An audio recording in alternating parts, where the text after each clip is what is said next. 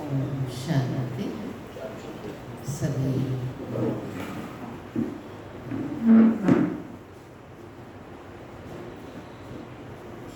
जो हमारा स्वस्वरूप है उस स्वरूप में स्थित हो जाएंगे। आज विशेष जो भी आत्मा एक शरीर का त्याग कर दूसरे शरीर को धारण करती है, तो जिस परिवार में उसने समय व्यतीत किया है उस परिवार में भी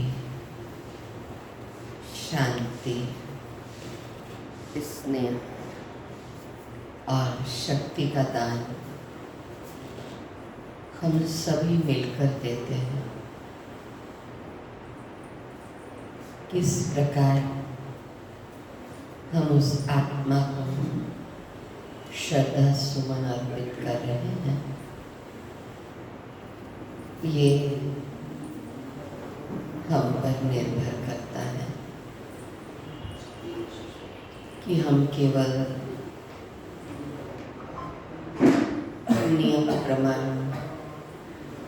कुछ परंपराओं के आधार पर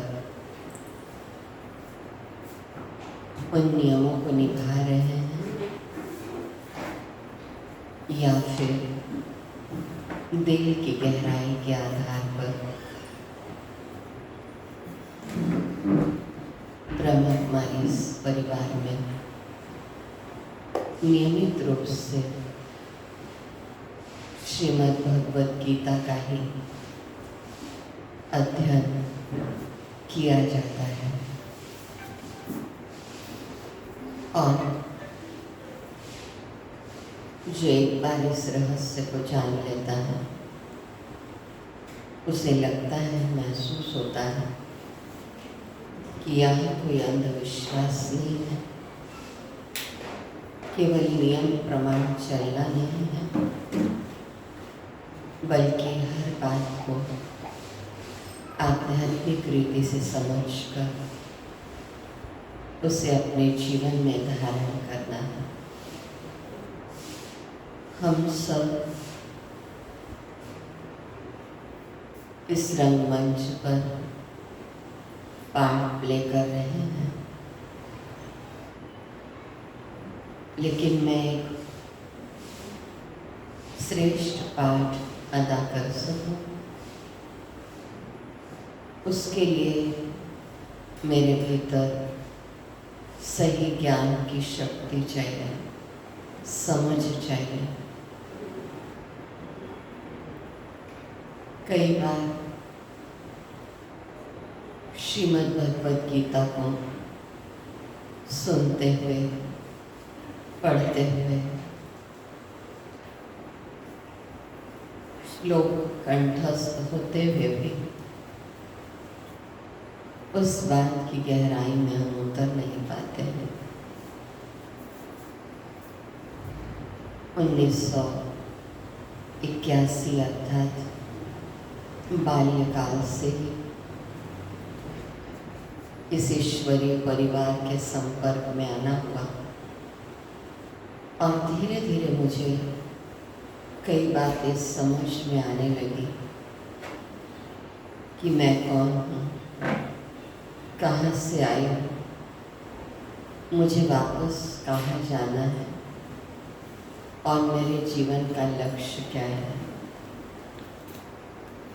और जब इस बात को मैंने गहराई से समझा तो वैराग्य की भावना आई। इसका मतलब ये नहीं था कि कोई जीवन जीने की इच्छा नहीं थी, बस अंतर ये आया कि जीवन कैसे जीना है। जब आत्मा को इस देह का त्याग करना होगा तो वो तो निश्चित रूप से करेगी ही, कोई रोक नहीं सकता।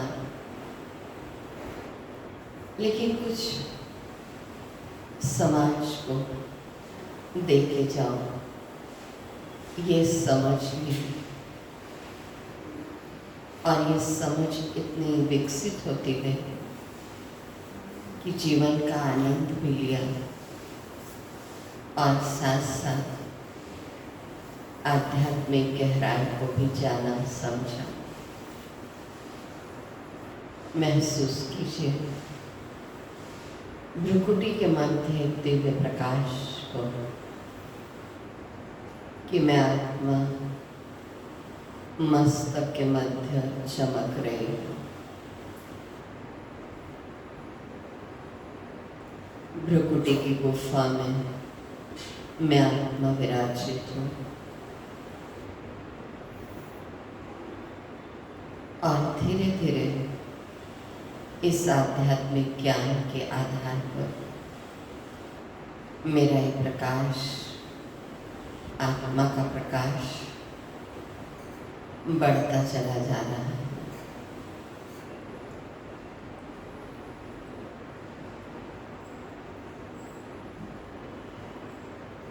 घनश्याम भाई की आत्मा ने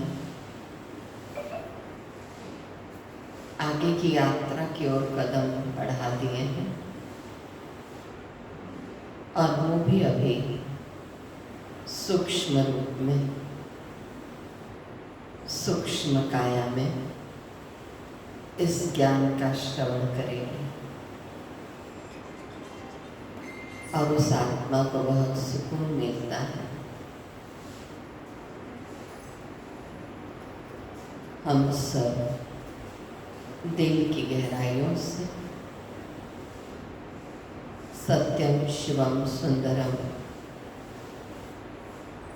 परम शक्ति के ज्ञान से उस आत्मा को दिल की गहराइयों से श्रद्धा सुमन अर्पित करेंगे।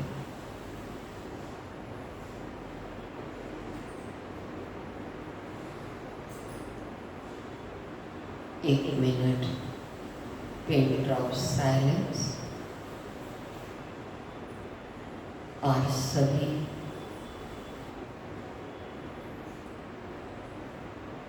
घनश्याम भाई को शांति का, प्रेम का और शक्ति का दान देंगे। स्वयं के भीतर भी इन तीन शक्तियों की अनुभूति करेंगे।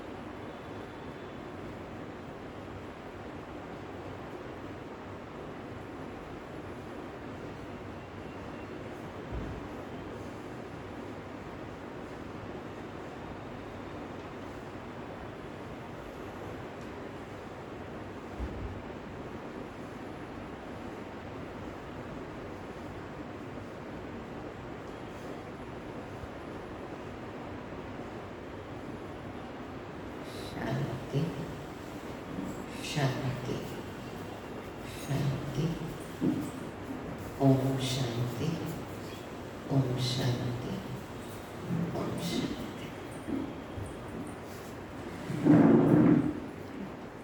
ओम शांति। विशेष आज आपको जीवन का कुछ अनुभव सुनाती हूँ।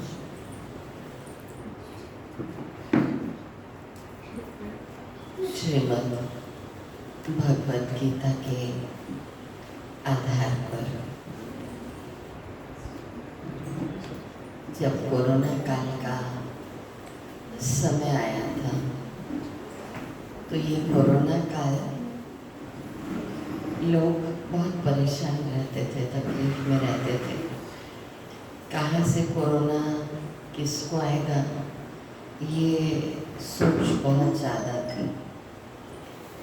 लेकिन ये समय मेरे लिए एक गोल्डन गिफ्ट लेके आया था, क्योंकि ब्रह्मा कुमारी से तो लगभग 1976 से ही जुड़ गए थे। बहुत ही आयु कम थी और 1981 से विधि पूर्वक जुड़े। लेकिन थोड़ा धार्मिक पुस्तकों को पढ़ने का पता नहीं पूर्व जन्म के कुछ संस्कारों के कारण शौक होता था कि स्टडी करो अच्छे से, चाहे रामायण हो, गीता हो। तो बचपन में ही माँ जो है इन सब चीज़ों के प्रति बहुत ध्यान दिया करती थी, स्ट्रिक्ट थी थोड़ी। तो जब गर्मी की छुट्टियाँ होती थी तो टिकरापारा में ही एक तेलंग परिवार रहता था। तो वो लोग 2 महीने श्रीमद् भगवद गीता के श्लोक रटवाया करते थे बच्चों को। और बच्चों का तो बहुत शार्प माइंड होता है और उनको बहुत जल्दी सब चीज़ें रट जाती हैं। तो वो श्लोक बहुत सारे रटे थे। फिर स्वामी सत्यानंद सरस्वती जी बिहार योग विद्यालय मुंगेर आश्रम, तो वो हमारे गुरु रहे हैं। आज भी उनके प्रति बहुत दिल की श्रद्धा भावना है। मैं अपना परिचय खुद ही करा दे रही हूँ, ठीक है। माँ के गर्भ में थी तब से ही माँ स्वामी सत्यानंद सरस्वती जी से जुड़ी हुई थी, क्योंकि नाना जी जुड़े हुए थे। और 3 वर्ष की उम्र में ही उनके द्वारा मंत्र प्राप्त हो गया था। गुरु पूर्णिमा का समय था और गुरु मंत्र दिए जा रहे थे। तो हम लोग भी बहुत प्यार से देख रहे थे वो तुलसी की माला कि स्वामी जी दे रहे हैं सबको।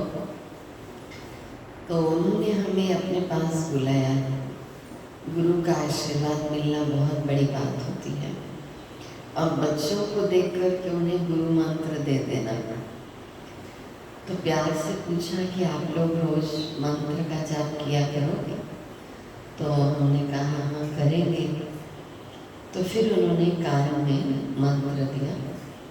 विशेष आकर्षण जो था वो तुलसी की माला का था।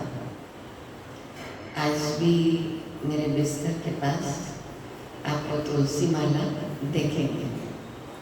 मैं जरूर जाप करती हूँ और वो जाप रहता है अपनी शक्ति को बढ़ाने के लिए, जिसको ब्रह्मा कुमारी में वरदान कह देते हैं, स्वमान कह देते हैं।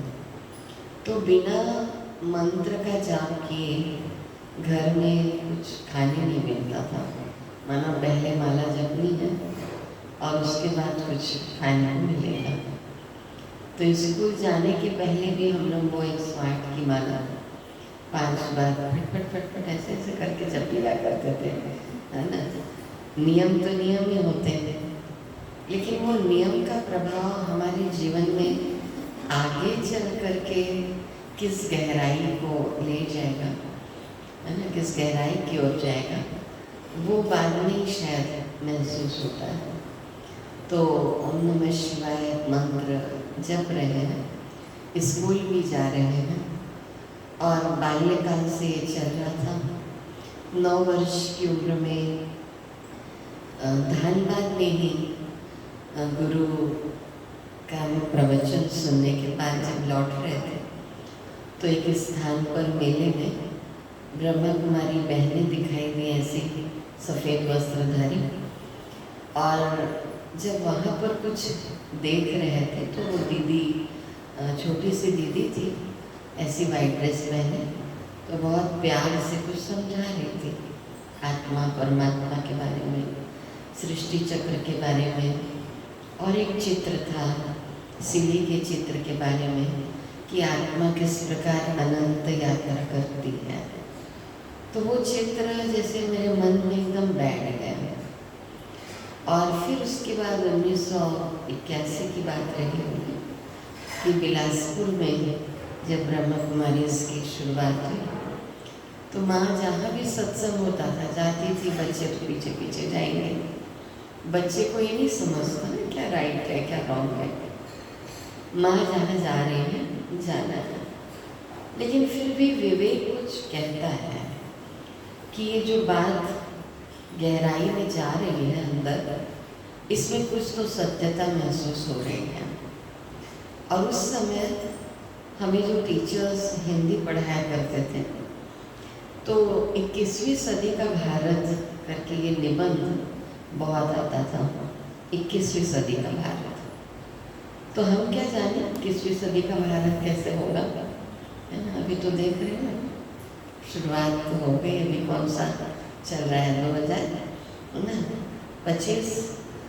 अब सारी चीज़ें उस समय से अंदर में जा रही थी। लेकिन जब वो सुना कि भारत में ही देवी देवताओं का राज्य था, आत्माएं पवित्र थी, जहाँ डाल डाल पर सोने की चिड़िया करती थी बसेरा, वो भारत देश मेरा। फिर वो भी गीत सुनते थे कि देख तेरे संसार की हालत क्या हो गई भगवान, कितना बदल गया इंसान, सूरज ने बदला, चांद ने बदला, बदल गया इंसान। महसूस भी होता था। मेरे अंग संग जो बहनें रहती हैं, अगर मतलब आप उनसे सुनेंगे इस अनुभव को, और मुझे बचपन से लगता था कि अगर कोई क्रोध कर रहा है, मान लो थोड़ी आवाज़ तेज है, जोर से बोल रहा है, उसके माथे पे 4 लकीरें आ गई हैं, तो मेरे अंदर आता था ये गुस्सा क्यों करता है, यहाँ पर 4 लकीरें क्यों आ गई, इतना तेज क्यों बोल रहा है। इस बात को धीरे भी तो बोला जा सकता था, प्यार से भी तो बोला जा सकता था। तो जब यहाँ से जुड़ी ईश्वरीय परिवार से, तो महसूस हुआ कि प्यार की शिक्षा दी जा रही है, और प्यार के बिना स्वर्ग नहीं आ सकता। ये अनुभव हुआ। जिस घर में भी एक प्यार भरा माहौल रहता है, तो उनके घर में बहुत अच्छा लगता है। कभी कभी हम ऐसा लगता है कि बाहर से मुस्कुरा रहे हैं, लेकिन अंदर की वो मुस्कान नहीं है, और अंदर की मुस्कान न होने के कारण आंतरिक शक्ति का भी एहसास आत्मा को नहीं हो पाता। जरूर मैं आपसे मिलूंगी, मैं भी मुस्कुराऊंगी, आप भी मुस्कुराएंगे, लेकिन दिन भर वो मुस्कान रियल थी कि अभी मैं हूँ, आप आए हैं, मैं आई हूँ, आप एक दूसरे को देख के मुस्कुरा देंगे, लेकिन दिन भर कर्म क्षेत्र में क्या चल रहा है, उसका प्रभाव भी तो हमारे ऊपर पड़ता है ना, हमारे शरीर के ऊपर पड़ता है ना। तो धीरे धीरे समझ में सब आने लगा। बचपन में पता नहीं होता है कि कुछ प्रॉब्लम्स भी जीवन में आते हैं। माँ का जाना भी एक परिस्थिति है, पिता का जाना भी एक परिस्थिति है, लेकिन स्वस्थिति अच्छी है तो कैसे हम परिस्थिति के ऊपर विजय पा लेते हैं। मुझे लगता था कि ठीक है, मैंने उस प्रकार से लौकिक जीवन को, गृहस्थ जीवन को नहीं अपनाया, लेकिन अगर माँ को कुछ हो गया, पिता को कुछ हो गया, तो मैं कैसे रहूँगी। ये थॉट तो आते हैं, उनके बिना तो मेरा जीवन कुछ है ही नहीं, वही है मेरे जीवन के, और कौन है मेरा। लेकिन ज्ञान ने समझ दी, और सबसे पहले समझ मिली आत्मा की। श्रीमद् भगवद गीता में बार बार ये समझ भगवान ने दी है अर्जुन को कि आप शरीर नहीं हो, शरीर से अलग एक आत्मा हो। कभी कोई शरीर छोड़ता था तो देखती थी कि कोई पंडित जी बैठ करके वहीं पर, या कोई व्यक्ति गीता पढ़ रहा है। अब आत्मा तो शरीर से निकल गई है, अब उसके कान तो सुन नहीं रहे हैं, तो गीता किसको सुना रहे हैं, ये मेरे अंदर आता था। अगर गीता सुनाना था या सुनना था तो पहले ही सुना देना था ना, ये अंदर में आता था। अब तो आत्मा निकल गई है। फिर धीरे धीरे, खास आपको बताऊं, कोरोना का और माँ के शरीर छोड़ने के बाद मैंने इस बात को और गहराई से महसूस किया। शास्त्रों का भी अध्ययन हुआ, वैज्ञानिक दृष्टिकोण से भी इस बात को समझा कि आत्मा को कैसे विदाई देनी चाहिए। शास्त्र, विज्ञान, आध्यात्मिकता, जब तीनों का संगम हुआ तब मुझे हर बात यथार्थ रीति समझ में आने लगी कि श्रीमद् भगवद गीता में जो बात आती है कि नैनम छिन्दन्ति शस्त्राणि नैनम दहति पावकं न चैनम क्लेदयन्ते आपो न शोषयति मानवः। ये शरीर का विनाश हो सकता है, शरीर को जला सकते, वस्त्र को भी, शरीर को भी, लेकिन आत्मा को कोई जला नहीं सकता। उसका अर्थ ही है कि आत्मा को शस्त्र काट नहीं सकते, वायु उड़ा नहीं सकती, जल गीला नहीं कर सकता। वो मैं हूँ। अब वो मैं हूँ तो ये खुशी की बात है कि दुख की बात है? वही मैं हूँ कि मैं सत्ता जो ज्योति स्वरूप है, इन आंखों से दिखाई नहीं देती, उसका कभी भी विनाश नहीं हो सकता। समुद्र की गहराई में चले जाओ, शरीर डूब जाएगा, आत्मा निकल जाएगी, लेकिन आत्मा का विनाश नहीं होता। तो वो मैं हूँ। अब ये भी समझ आइए कि इस मैं की तरफ ध्यान देना है कि मेरे की तरफ, दोनों जरूरी है। क्योंकि शरीर भी ठीक नहीं रहता ना, तो आत्मा को कुछ अच्छा नहीं लगता, थोड़ा सा ही सिर दर्द होता है। अभी हाँ, कल ही हमारे यहाँ प्रोग्राम था, शाम के समय में होली मिलन का और महिला दिवस था।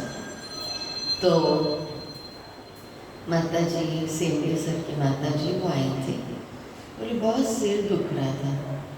तो बस उन्होंने फ़ोन में मुझे कहा और मैंने कहा कि देखना आधे घंटे में आपका ठीक हो जाएगा और आप आ जाएंगे, आप आएंगे, है ना। ऐसे दिल से निकला और वाकई में उस प्यार को समझी, आई वो, और आने के बाद उनको तो थी, उनको बहुत बहुत बहुत अच्छा लगा, बहुत खुश होकर के गए।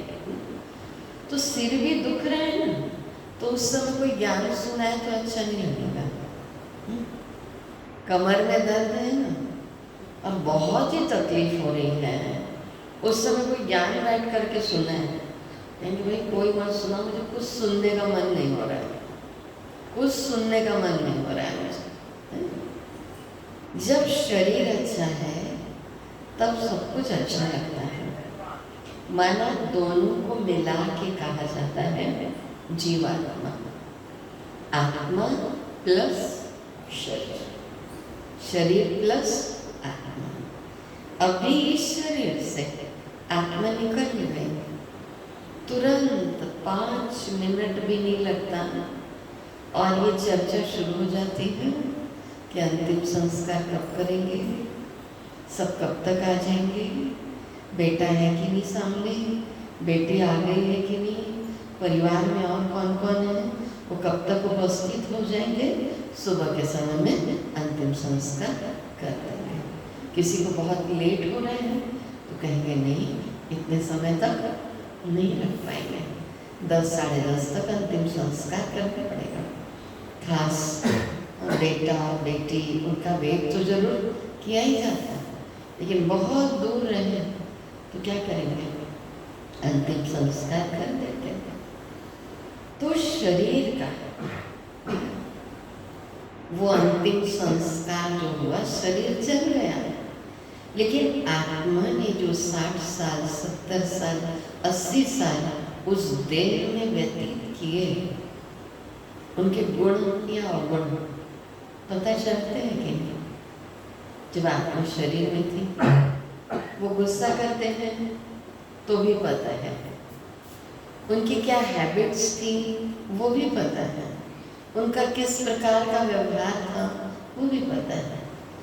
अब वो व्यक्ति के अच्छे संस्कार हमें याद आते हैं और हमने उनके साथ जो समय व्यतीत किया वो हमें याद आता है। तो कोरोना में सबका आना जाना बिल्कुल बंद, ब्रह्मा कुमारी सेंटर में भी कोई नहीं आ रहा था और मुझे बहुत दिनों से इच्छा हो रही थी कि मैं श्रीमद् भगवद गीता को और भी गहराई से पढ़ूं, समझूं, 18 अध्याय का और भी गहराई से रसपान करूं। तो ब्रह्म मुहूर्त में ही मुझे ऐसा लगा।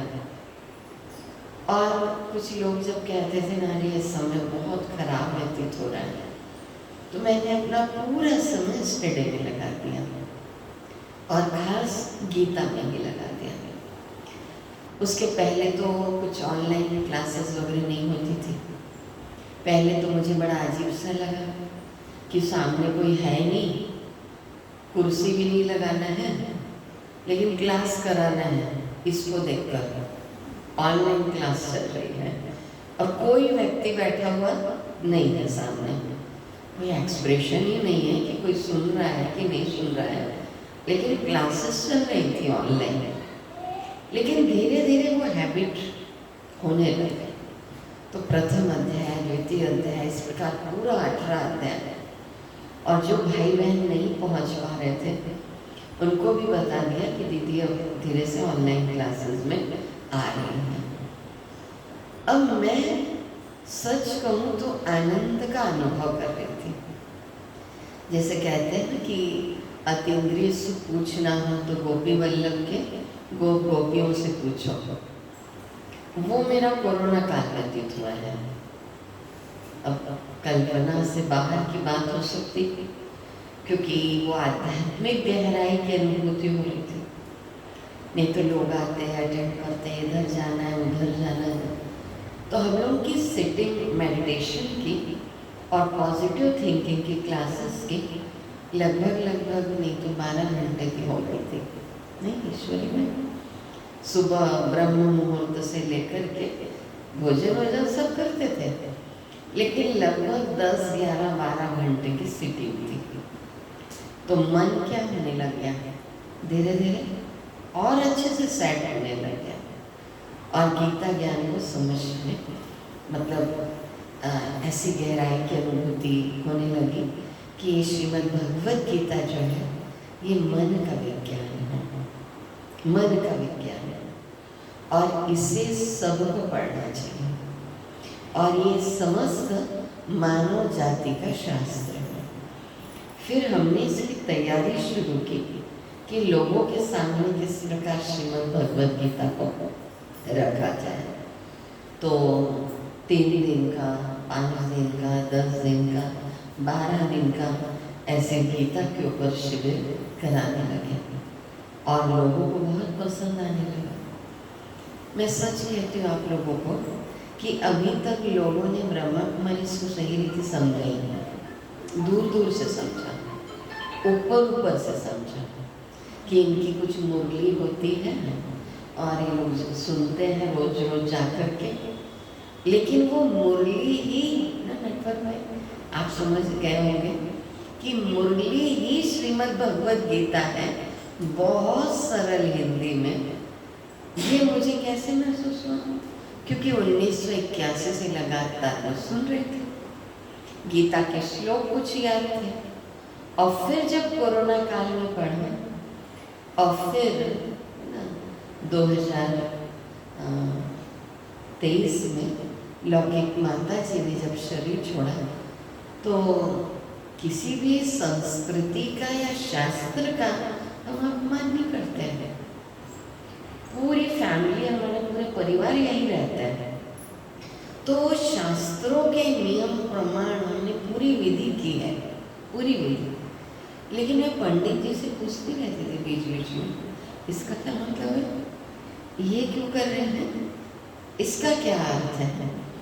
तो उनको समझ में आ गया कि ब्रह्मा कुमारी दीदी तो है, लेकिन उसको एक एक चीज़ जानना है कि शास्त्र की गहराई क्या है। और ब्रह्मा कुमारीज में तो जानती ही थी मैं कि किस विधि से सब कुछ किया जाता है। और शास्त्र भी विज्ञान है, आध्यात्मिकता भी एक विज्ञान है। हमारी हिंदू संस्कृति में बहुत अच्छी पद्धति है कि शरीर का अंतिम संस्कार जब करते शरीर को जला देते हैं, है ना?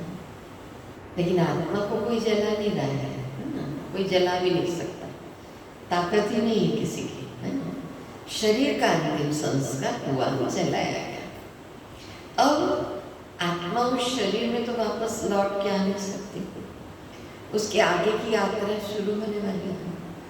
इसलिए जब अर्जुन के अंदर भी प्रश्न उत्पन्न हो रहे हैं, तब उन प्रश्नों का उत्तर भगवान श्रीमद् भगवद गीता के माध्यम से अर्जुन को दे रहे हैं कि ये द्रोणाचार्य है, भीष्म पितामह है, फिर आखिर कौरव है तो मेरे भाई, भले चचेरे भाई हैं, लेकिन है तो कभी कभी परिवार के बीच में भी कुछ बातें जरूर होती हैं। कभी जमीन जायदाद को लेकर, कभी संस्कार को लेकर, कभी धन की शक्ति को लेकर कुछ बातें होती हैं। अगर श्रीमद् भगवद गीता को हम पढ़ते हैं, क्योंकि अगर महाभारत नहीं होता तो गीता नहीं होती। महाभारत है इसीलिए उसके पहले श्रीमद् भगवद गीता है। तो अगर मैं पूछूं तो सबके अंदर एक महाभारत चलता है कि नहीं चलता? आपका महाभारत मुझे नहीं पता, मेरा महाभारत आपको नहीं पता, कैसे जानोगे आप? है ना? सबके अंदर चल रहा है, कभी बहू को लेकर, कभी बेटे को लेकर, कभी पति पत्नी को लेकर महाभारत चलता है, कभी पड़ोसियों को लेकर, कभी कभी पिता ही हैं, बड़े हैं, हम उनको कुछ बोल नहीं पाते, रिस्पेक्ट रिगार्ड होता है, लेकिन कभी कभी कोई संस्कार उनका हमें नहीं अच्छा लगता, तो हमारे अंदर एक सोच चलती रहती है। तो इसीलिए श्रीमद् भगवद गीता को कहा गया मन का विज्ञान, क्योंकि अर्जुन के अंदर जब मोह उत्पन्न हुआ तो उस मोह को नष्ट करने के लिए भगवान ने गीता का ज्ञान दिया। ये समझ में आता, ऐसा नहीं कि अर्जुन ने आज तक कोई युद्ध नहीं किए थे या कोई युद्ध नहीं जीते थे। युद्ध के लिए तो वही उतावला था ना कि युद्ध करना है, क्योंकि जब दुर्योधन ने कह दिया कि मैं सुई की नोक के बराबर जमीन भी नहीं दे सकता, 5 गांव की तो बात छोड़ ही दो, 5 गांव की डिमांड की गई थी, लेकिन सुई की नोक के बराबर भी जमीन नहीं दे सकता, तब एक कहते हैं कि धर्म के नाम पर युद्ध हुआ। अब अगर हम गहराई में जाए तो धर्म यानी धारणा, धर्म युद्ध करना नहीं सिखलाता, लेकिन बताया कि अधर्म का विनाश करने के लिए और धर्म की स्थापना करने के लिए इस युद्ध की बात आती है। लेकिन युद्ध के पहले अब क्या हो रहा है अर्जुन के अंदर, जो हम सबके अंदर होता है। आज जैसे हम किसी के अंतिम संस्कार में जाते हैं, किसी का पार्थिव शरीर है, मान लीजिए वहाँ पर सब रो रहे हैं, सबकी आंखों में आंसू है। उस समय अगर कोई बच्ची रो रही है अपनी माँ के लिए, माँ चली गई है, तो हमें अपनी माँ दिखने लगती है कि अच्छा मेरी भी अभी जो माँ है वो भी ऐसी मुझे छोड़ के जाएगी। कोई पिता चले गए किसी के, वो रो रहे हैं, तो हमें महसूस होता है अच्छा मेरे पिता का भी साथ ऐसे ही छूटेगा, क्योंकि हम संबंधों से बहुत अटैच हो जाते हैं, बहुत ज़्यादा। कैसे न हो, एक सोफ़ा भी एक स्थान पर लगातार रखा रहता है और उस दिन वो सोफ़ा हटा दिया जाए तो आते साथ आप क्या कहेंगे कि कहाँ गया वो सोफ़ा, यहाँ रखा था, फिर वो तो व्यक्ति था चलता फिरता। तो जब सब रोते हैं तो उस समय ऐसा नहीं, उस व्यक्ति को तो हो सकता है हमने कभी देखा भी ना हो, लेकिन वो मेरी सहेली की माँ थी, वो मेरे सहेली के पिताजी थे। मैं उनके पिताजी से ज़्यादा मिली भी नहीं थी, लेकिन मुझे भी रोना आ रहा है। क्यों आ रहा है? कि मेरी माँ मुझे याद आ रही है, मेरे पिता मुझे याद आ रहे हैं, मेरा भाई मुझे दिख रहा है। किसी को पति दिखेगा, किसी को पत्नी, और आंखों में आंसू आने लगते हैं। इस जीवन के सत्य को हम लोग को स्वीकार भी करना पड़ता है। तो अर्जुन के अंदर क्या आ रहा है? अर्जुन को लग रहा है बहुत विश्वास ना अपने बाणों के ऊपर। अब लग रहा था मैं ही सबको मारूंगा, पूरी कौरव सेना को। लेकिन अब ये थॉट आ रहा है कि इधर से बाण चलेंगे, इधर से गदा चलेंगे, तो उधर से भी तो कुछ होगा। अगर इधर से मैं किसी को मार रहा हूँ तो उधर से भी तो कोई मारेंगे इधर वालों को। उसमें मेरे भाई भी हो सकते हैं, मेरे बच्चे भी हो सकते हैं। अब एकदम वो विचलित हो गया है, पसीना पसीना हो गया है। मैं अपना ही अनुभव सुनाऊं। मैंने, हालांकि वो दीदी उस समय उपस्थित नहीं हो पाई, लेकिन मुझे परमात्मा के द्वारा जब मेरी लौकिक माँ ने देह त्यागा था, इतनी शक्ति प्राप्त हुई थी, इतनी शक्ति प्राप्त हुई थी कि अगर उस शक्ति का वर्णन मैं करूँ, क्योंकि मैंने कुछ भी चीज़ छुपाती नहीं हूँ लोगों से, भले मैं ब्रह्मा कुमारी हूँ, लेकिन मैं जो हूँ लोगों के आगे हूँ उसको मैं प्रत्यक्ष कर देती हूँ। बहुत ज़्यादा इमोशनल, बहुत ज़्यादा सेंसिटिव। तो मैंने एक बहन को कभी कहा था कि अगर मेरी माँ कभी शरीर छोड़ेगा तो तुम मेरे साथ रहना, क्योंकि मैं शायद संभाल नहीं पाऊँगी, इसलिए आप जरूर रहना। ऐसे उसको बोला था। माता पिता दोनों के लिए बोल दिया था मैंने। लेकिन वो बहन उस रूप में तो मेरे सामने उपस्थित ही नहीं हुई, लेकिन सूक्ष्म रूप में मेरी लौकिक माँ ने ही मुझे इतना संभाला कि उस दिन मेरे आँखों में आंसू नहीं आए, क्योंकि सारा संभालना था। अब देखो, दिवाली का दिन था, दिवाली हमने मनाई थी। मैं क्यों ये अनुभव रख रही हूँ? क्योंकि यहाँ आए क्यों है? उस गहराई में जाने के लिए कि ज्ञान कितनी शक्ति देता है। अपोलो में ब्रह्म मुहूर्त के समय में ही उसने शरीर छोड़ा होगा, और संडे था, दिवाली हम लोग सेवा केंद्र में मना रहे थे, और दिवाली का सारा कार्यक्रम हो गया, सबको प्रसाद मिल गया, सबने प्रसाद स्वीकार कर लिया, खा भी लिया, और कुछ सुबह से घटित हो रहा था अंदर में 2-2:30 बजे से, ऐसी बात नहीं है। और ऐसा लग रहा था उठ के चलते हैं हॉस्पिटल, खींच हो रही होगी, माँ की आत्मा खींच रही होगी। लेकिन फिर मैंने कहा चलो क्लास के बाद जाऊँगी, क्लास करवाऊँगी, उसके बाद मैं जाऊँगी। और मैंने पानी भी नहीं पिया था। मैंने कहा माँ को देख के ही मैं पानी पीऊँगी। इसने मुझे बहुत प्रयास किया इस बहन ने कि जूस पिला दूँ या चाय पिला दूँ। मैंने कहा नहीं, मैं आई को देखे बिना ना कुछ भी नहीं खाने वाली, कुछ भी नहीं पीने वाली। और विक्रम भाई ने महसूस किया दीदी तो इतने साल से ज्ञान सुना रही है, बहुत शक्तिशाली है, और उसने मुझे डायरेक्ट आके कह दिया आई शरीर छोड़ दी। कुछ घुमा फिरा के भी नहीं बोला, सीधे बोल दिया कि आई शरीर छोड़ दी, है ना। मैं रुकी भी नहीं, मैं बैठी भी नहीं। मैंने कहा ठीक है। मैंने उस समय ज्ञान की शक्ति को अनुभव किया था, ध्यान की शक्ति को अनुभव किया था कि ज्ञान और ध्यान की शक्ति क्या होती। मैं प्रैक्टिकल बात कर रही हूँ। अब हॉस्पिटल जाने का तो समय ही था। अब हमको राजकिशोर नगर सेंटर से टिकरापारा सेंटर आना था, वहाँ कंस्ट्रक्शन चल रहा था। लेकिन मैंने सोचा अंदर में परमात्मा की ओर से विचार कि ऐसी तो विदाई नहीं दूँगी जैसे लोग देते हैं, या बहुत रोने का माहौल रहता है। जैसा मैंने ब्रह्मा कुमारी इसमें देखा था, अनुभव किया था, वैसी मैं माँ को विदाई दूँगी। और मेरे अंदर एक थॉट बार बार आ रहा था कि वो साधारण माँ नहीं थी, वो मंजू दीदी की माँ थी। वो मंजू दीदी की माँ थी, वो शक्तिशाली माँ थी जिसने मुझे शक्ति स्वरूप में तैयार किया था। काफ़ी फैला हुआ सेंटर था, नहीं तो चाहती तो बैठ जाती, बस रोती रहती, ऐसा होता। लेकिन पूरा पार्थिव शरीर आने के पहले पूरे सेंटर की मैंने धुलाई करी। बाद में धुलाई होती है, लेकिन पहले करवाई, पूरी धुलाई करवाई अच्छे से। बहनें भी थी, सब पूरे सहयोगी थी। फिर इंदौर तक हमारी बड़ी दीदियों तक खबर गई, फिर सबको मैसेज, मैंने खुद बनाया मैसेज, नहीं तो कह देते ना बना दो।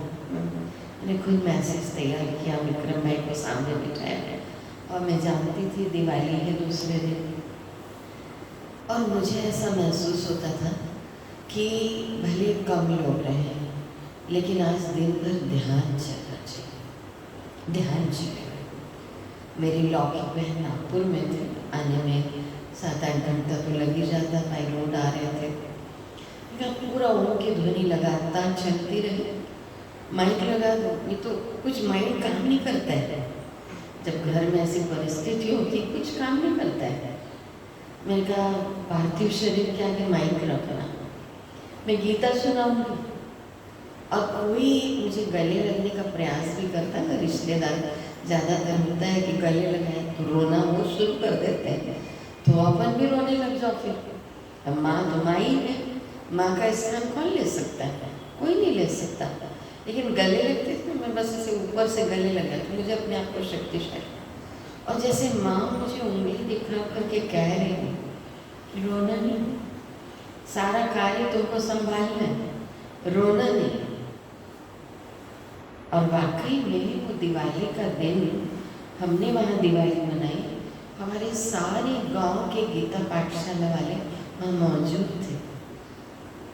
नहीं तो लोग आते हैं, सारे के सारे मौजूद थे, घर जाने की जरूरत ही नहीं थी, ऐसा हुआ।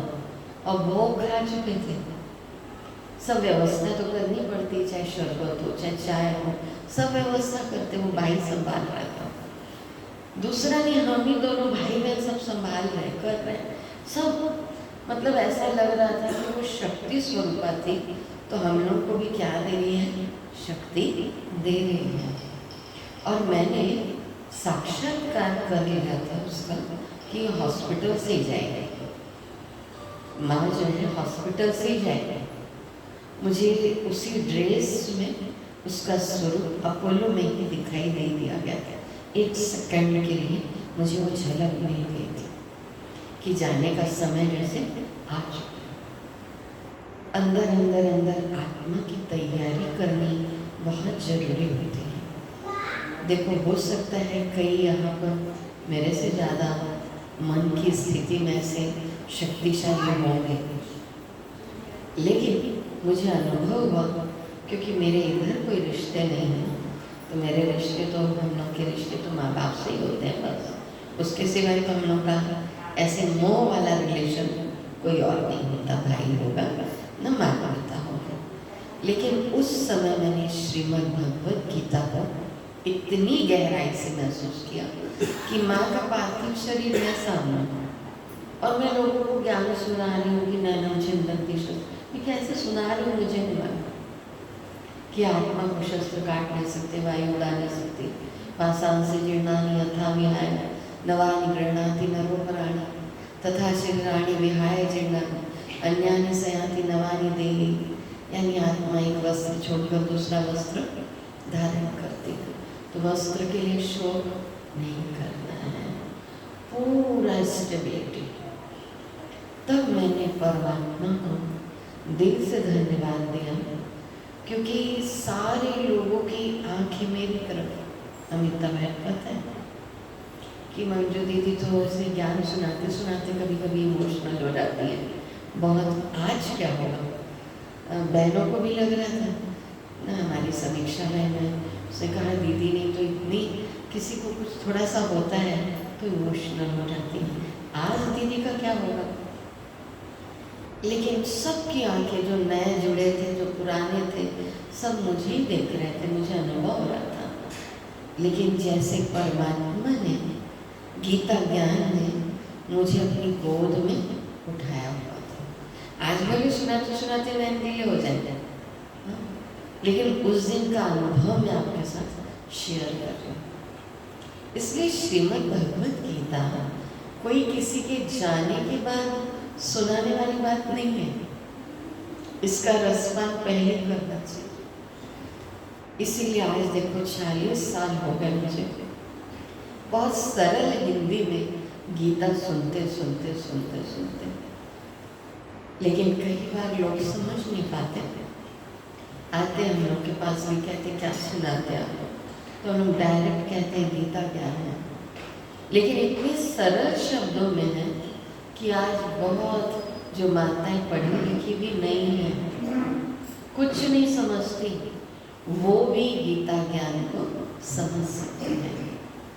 तो श्रीमद् भगवत गीता में जो रूप है, तो आप कई बार शास्त्र पढ़ेंगे तो उसमें प्रतीकात्मक रूप है। जैसे हम लोग बचपन में कहानी सुनते थे तो सुनाया जाता था ना, एक था राजा एक थी रानी। तो क्या एक ही राजा था, एक ही रानी? इस भारत देश में तो कई राजा रानी हैं। तो उस रहस्य को समझना बहुत जरूरी होता है। कई बार होता है जैसे शादी ब्याह में होते, कई मैंने शादी होते होते भी कई जिनकी शादी होती रहती है ना, उनके मुख से सुना और कितना सब चलने वाला है ये कर्म कांड, कह देते हैं। थक जाती है बेचारी बहू, ना दूल्हा थक जाता है या दुल्हन थक जाती है, रहस्य नहीं समझ में आ रहा है। लेकिन अगर शादी के भी रहस्यों को समझा जाए, उस समय पंडित जो है ना संस्कृत के श्लोकों का उच्चारण करते हैं, उसके पीछे भी बहुत आध्यात्मिक रहस्य है, हमको जानना चाहिए उसकी गहराई। शादी हो गई ना, तो शादी होने के बाद उसकी गहराई में जाओ कि क्यों हुई ये सब, रस्म रिवाज क्यों चले, मैं वैसा जीवन जी रही हूँ अपने पति के साथ या पत्नी के साथ या बच्चों के साथ। गीत गा देंगे जन्म जन्म का साथ है हमारा तुम्हारा, है ना, लेकिन कैसा साथ निभा रहे हैं पति पत्नी के साथ भी। तो गीता ये नहीं सिखा रही है कि सब कुछ छोड़ दो, गीता ये सिखा रही है कि एक बेस्ट एक्टर बनो आप, और झूठी एक्टिंग नहीं करनी है, दिल का प्यार। अब इस बहन से श्रुति बहन है ना, मेरी केवल फोन में भी बात नहीं, केवल मैसेज के थ्रू बात हुई। कल के लिए मैंने मैसेज भेज दिया कि आप आना, आज के लिए भी यहाँ मैसेज भेज दिया कि आप आना। उसकी लगन थी, वो पहुँच गई यहाँ, क्योंकि हर रहस्य को जब इंसान समझ लेता है, ये मत समझो कि घनश्याम भाई गए हैं, हमें भी ऐसे जाना है, क्या करके जाओगे, जीरो लेके जाओगे कि कुछ अच्छे कर्म अच्छे संस्कार जो मैंने बनाए वो लेके जाना है। ये बातें हमें समझ देती हैं कि मुझे जीवन में करना क्या है। साधारण जीवन तो सभी जीते हैं, वो तो पशु पक्षी भी जीते हैं। तो अगर हमने भी वैसे जीवन जिया तो हमारे में और उनमें क्या अंतर रहा। तो ये बीज गया था बचपन में कि कुछ करना है, कुछ करना है, कुछ करना है। तो स्वामी सत्यानंद जी से भी बहुत कुछ सीखा। लोगों को पता नहीं है, मैंने तो 5th क्लास में 11वें वस्त्र पहन लिए थे। मैं सबके आगे बातें रखती हूँ। मुंगेर गई थी और 1 महीने की ट्रेनिंग वहाँ पर शुरू हुई थी। तो सबसे पहले ट्रेनिंग भी हमारे माता पिता ने ली आसन प्राणायाम वाली। तो मुझे लगा कितना अच्छा है सन्यासियों का जीवन, अभी भी वही जीवन है, बस सफ़ेद वस्त्र पहने हैं। लेकिन वहाँ मैंने 11वें वस्त्र पहन लिए थे, तो मुझे लगता था कि मैं सन्यासी बन जाऊँगी ऐसी। वो थॉट, वो बीज बचपन का है और हो सकता है पूर्व जन्म का भी होगा, और उसके कारण परिवार भी वैसे मिला। और परिवार ने मुझे कभी फोर्स नहीं किया कि तुमको शादी करनी है, इसलिए मुझे बहुत बल मिल गया ब्रह्मा कुमारी जीवन में। और फिर यहाँ भी जब दीदियों को देखा तो लगा इनके जैसा जीवन होना चाहिए। और गीता ज्ञान सुनते सुनते सुनते सुनते श्रीमद् भगवत गीता ज्ञान को अपना जीवन समर्पित कर गए। परमात्मा को अपना जीवन समर्पित कर दें और इस गीता ज्ञान को जन जन तक पहुंचाएं, ये लक्ष्य बनते हैं। और बताए ना कि 18 अध्याय की तैयारी कोरोना काल में और भी गहरी हो गई। तो इन दो रहस्यों को समझ लीजिए कि गीता मन का विज्ञान है और साथ साथ आप इसके माध्यम से आध्यात्मिक रहस्यों को भी समझते हैं कि श्रीमद् भगवद गीता में क्या आध्यात्मिक रहस्य छिपे हुए। तो जब गुफा में कोई रहस्य छिपे हुए होते हैं तो अगर गुफा में खजाना छिपा हुआ है तो सुरक्षित रहेगा ना। तो ये प्रतीक शैली की गुफा में सुरक्षित रहे। और फिर कई लोग इनके आध्यात्मिक रहस्यों को उद्घाटित करते हैं तो हमें समझ में आता अच्छा इसका मतलब ये था।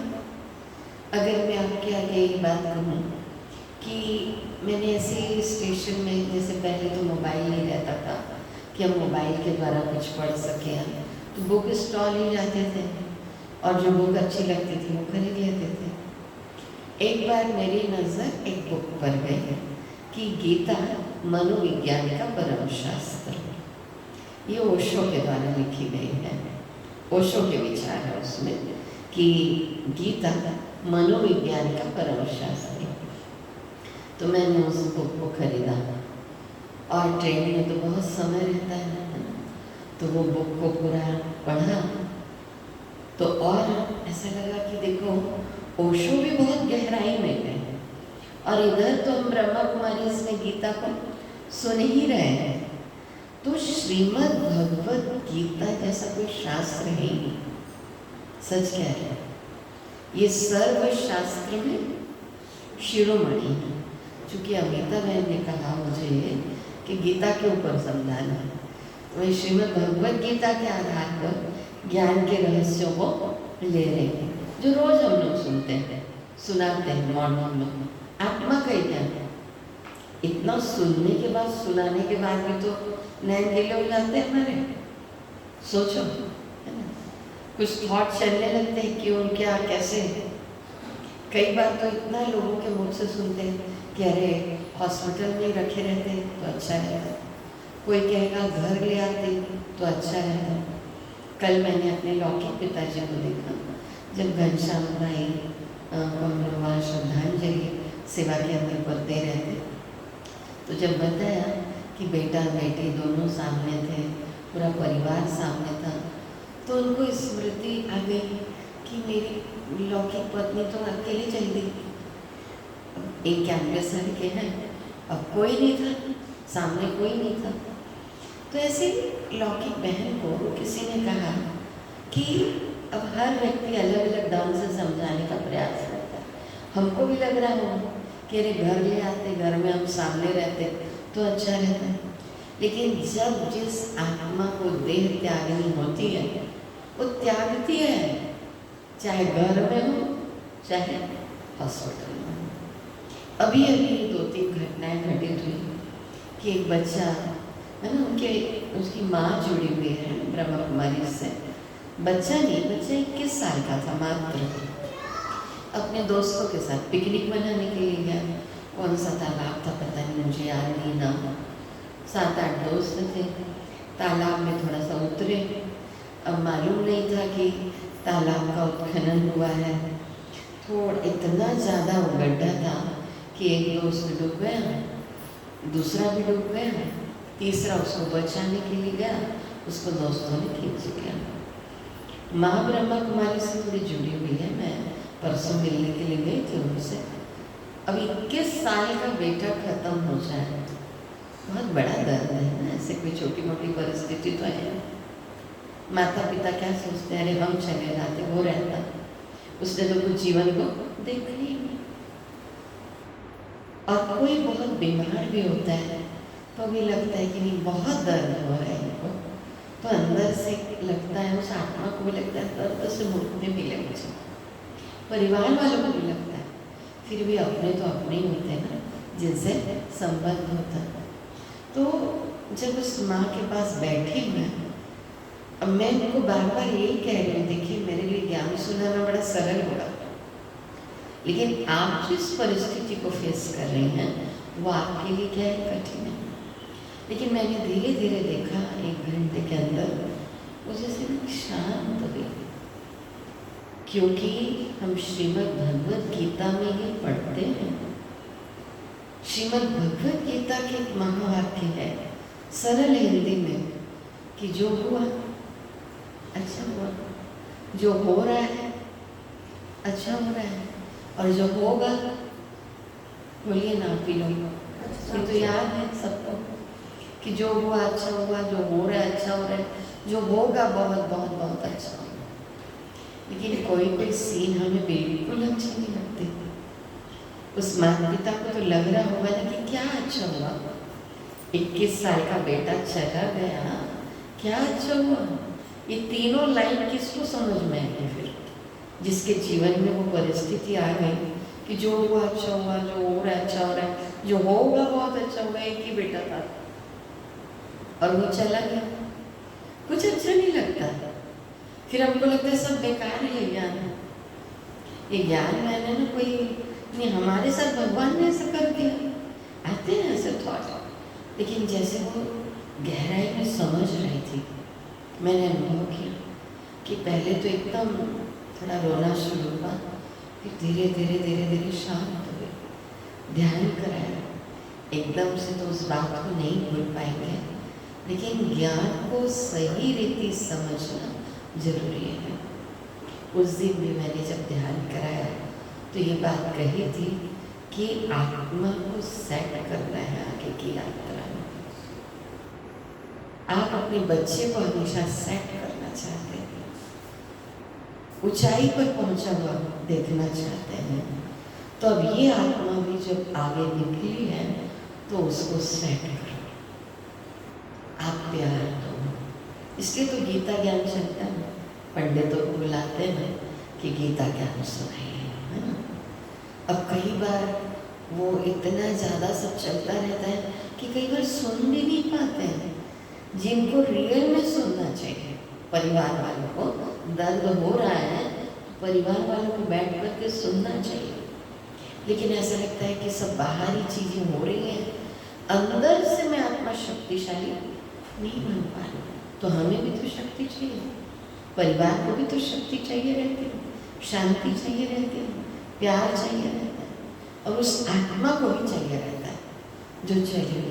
वो सुन रहे हैं बैठ के, आपको नहीं दिख रहे हैं, घनश्याम भाई बैठे हैं वो किसी चेयर पर और वो सुन रहे हैं। इसका अनुभव मुझे होता है कि इस घर में वो आकर के वो आत्मा अब सूक्ष्म शरीर के माध्यम से इस ज्ञान को सुन करके प्रसन्न हो रहे हैं, क्योंकि आत्मा जब दर्द से मुक्त होती है ना, तब भी उसको बहुत अच्छी अनुभूति होती है, जैसे वो उड़ रही है। और उस दिन भी बताया गर्भ तैयार है 2.5-3 मास का, और उस माँ ने खींच लिया है, यहाँ वो किसी के पिता थे तो खींच लिया उस माँ ने, और वो माँ खुश है कि हमारे घर में बच्चा आने वाला है, 6 मास के बाद वो जन्म ले लेंगे। लेकिन आप देखेंगे कि जब बच्चा माँ के गर्भ में, सब माँ बैठी हुई हैं, तो आपको कब एहसास होता है कि थोड़ी सी हलचल शुरू हो गई, आप डॉक्टर के पास जाना शुरू करते हैं, गर्भ ठहर गया और थोड़ा सा मूवमेंट शुरू होता है। मूवमेंट कब शुरू होता है? देखो मैं माँ नहीं बनी हूँ इस जन्म में, लेकिन आपको अनुभव के आधार पर आप बताना। 3 मास में थोड़ा सा हलचल आती है, ध्यान दिया होगा, हलचल होती है थोड़ी सी, यानी आत्मा क्या की प्रवेश कर गई। 6 मास रहेगी, लेकिन वो जर्नी करेगी, क्योंकि अभी माँ के गर्भ में है, तो वो सूक्ष्म शरीर जो उसका पिछला शरीर था, उस घर में उसका आना जाना बहुत रहेगा। इस घर में बहुत आना जाना रहेगा, कौन आ रहा है, कौन मिल रहा है, कौन रो रहा है, कौन मेरे लिए अच्छी सोच रखता है, सब वो सुनेगी, कहने का भी प्रयास करेगी कुछ, लेकिन उसकी आवाज़ हमें सुनाई नहीं देगी कि वो क्या कहना चाहते हैं। लेकिन कभी कभी जो बहुत निकट के व्यक्ति रहते हैं उनको महसूस होता है कि शायद वो ये कहना चाह रहे थे अंतिम समय में, और उनको वो फीलिंग्स आएगी। आप क्या सोच रहे हैं कि आपने यहाँ पर सत्संग करवाया है? निमित्त भले आप बन गए होंगे। कहाँ है घनश्याम भाई?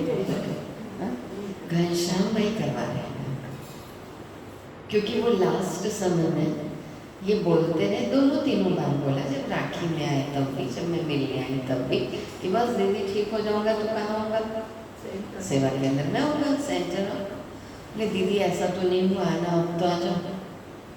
तो उन्होंने बुलाया है, उन्होंने बुलाया है, और वो आत्मा सुन रही है, सूक्ष्म शरीर में उसको अच्छी अनुभूति होती है। 13 दिन तक तो बहुत वो यही रहे, इसलिए सब 13 दिन में सब किया जाता है। और 6 मास माँ के गर्भ में रहे। 9 मास कैसे होते हैं? 2.5-3 मास का गर्भ तैयार होता है, 6 मास वो माँ के गर्भ में रहेगी, लेकिन इस घर में आती रहेगी, इस घर में आती रहेगी, इस वातावरण में आती रहेगी, और डरने की कोई बात नहीं रहती। कोई मुझे कहेगा कि ना, हमारी ईश्वरी बहन है ना, मैं अनुभव बताती हूँ, ये कहीं जाती है ना, ऐसे किसी का पार्थिव शरीर देखते हैं या कुछ, तो ना इसको लगता है कि नहीं, थोड़ा सा अलग अनुभूति में जाती है। मैं कहती हूँ मेरी माँ थी, वो माँ तो मुझे अभी भी प्यार करेगी ना। मेरी माँ की आत्मा अगर मेरे पास आएगी भी तो मुझे प्यार करेगी ना, कि मुझे डराएगी? डराएगी थोड़ी, अभी भी प्यार करेगी, और कुछ टच करेगी मुझे इस ब्रह्मा कुमारी जीवन में कि ये करो। उसके जाने के बाद कई बड़े बड़े प्रोग्राम हुए, शिवानी मैम का प्रोग्राम हुआ, तो वो माँ टच करती है, वो आत्मा टच करती है। तो 6 मास भी आती रहेगी। उसके बाद जब वो आत्मा जन्म ले लेगी, माना दूसरा देह धारण कर लेगी, तब भी वो आएगी। क्यों आएगी?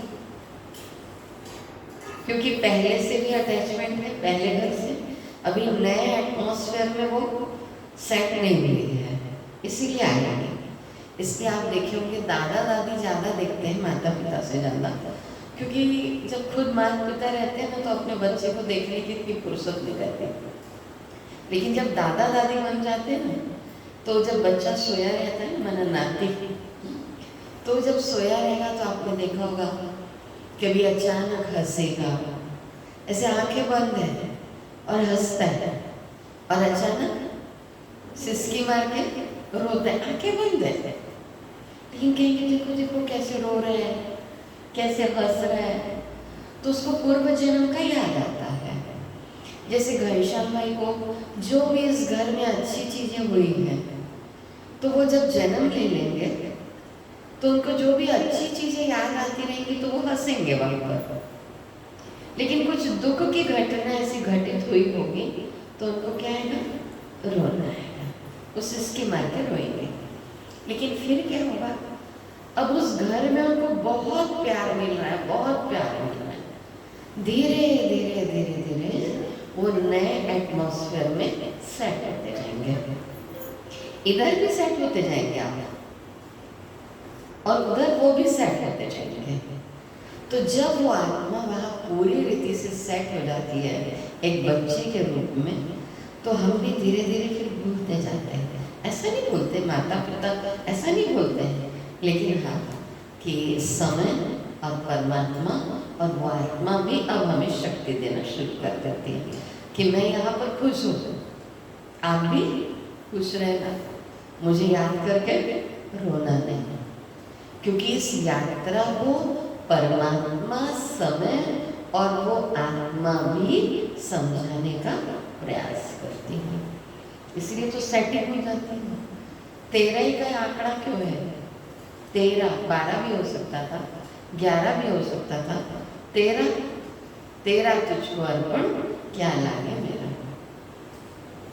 वो एक एक्टर थे, वो आत्मा पिता के रूप में पार्ट बजा रहे थे, भाई के रूप में पार्ट बजा रहे थे, लेकिन अब वो परमात्मा के आगे अर्पित हो गई कि तेरा तुझको अर्पण, क्या लागे मेरा, कुछ भी नहीं।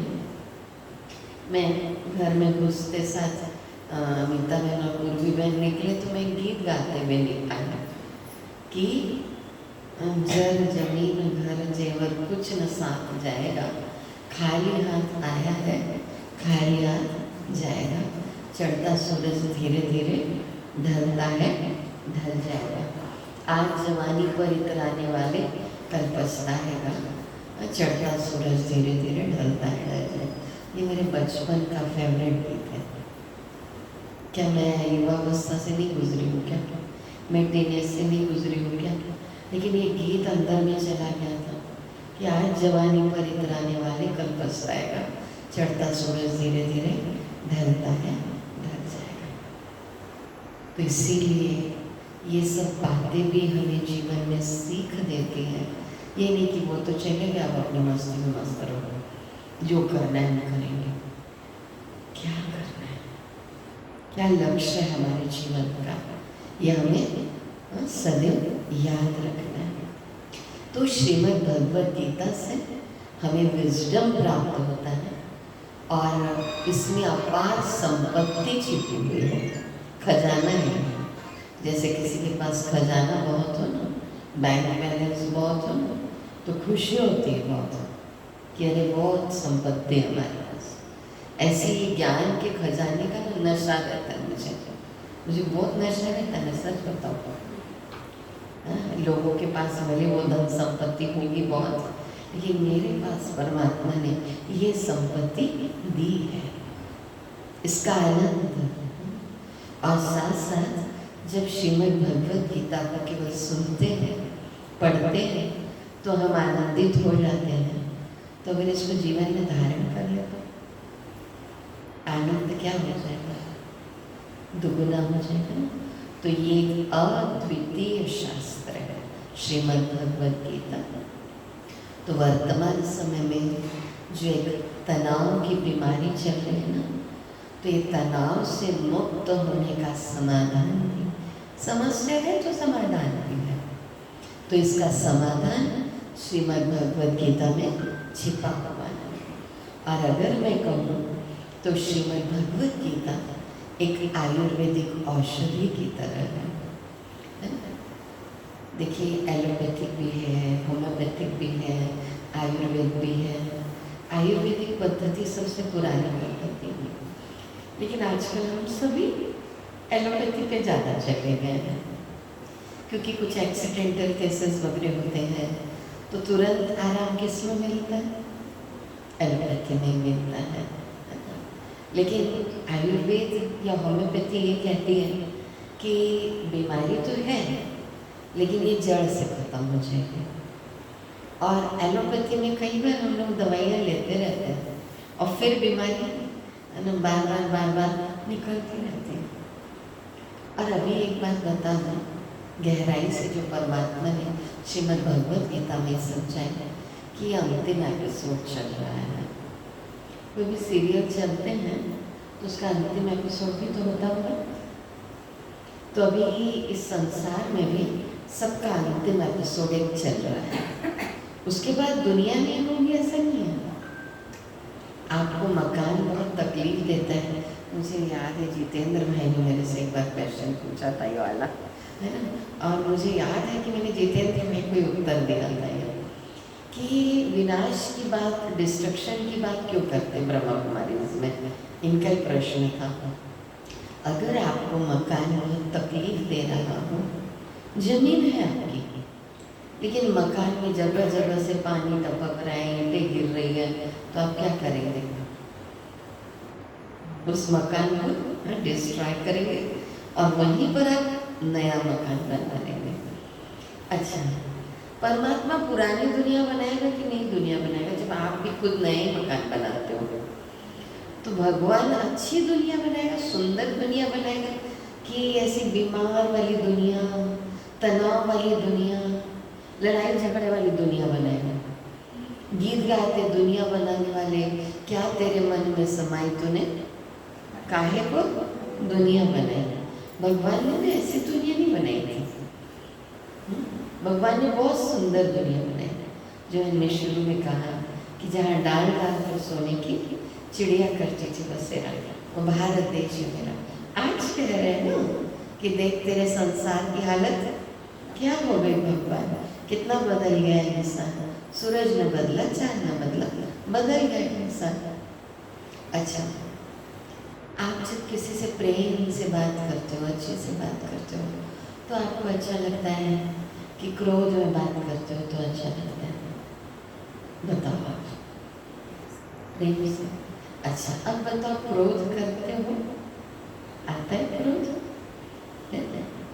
अच्छा, कोई चीज़ आपको अच्छी नहीं लगती, जैसे मुझे करेले की सब्ज़ी ज़्यादा पसंद नहीं है, मैंने बनाती है तो नहीं खाती, ऐसी बात नहीं है। मैं उदाहरण दे देती हूँ, भगवान के प्यार में बनाया है तो भोग जरूर लगाऊंगी, थोड़ा सा खा भी लूँगी, परवल है, करेला है, लेकिन बहुत ऐसे पसंद नहीं करती। तो कोई चीज़ पसंद नहीं होती है, बच्चों को भी, आपको भी, तो आप क्या कहते हैं, मैं ये नहीं खाती हूँ, मुझे ज़्यादा पसंद नहीं है। अच्छा, क्रोध करना अच्छा लगता है? अच्छा लगता है जितेंद्र भाई?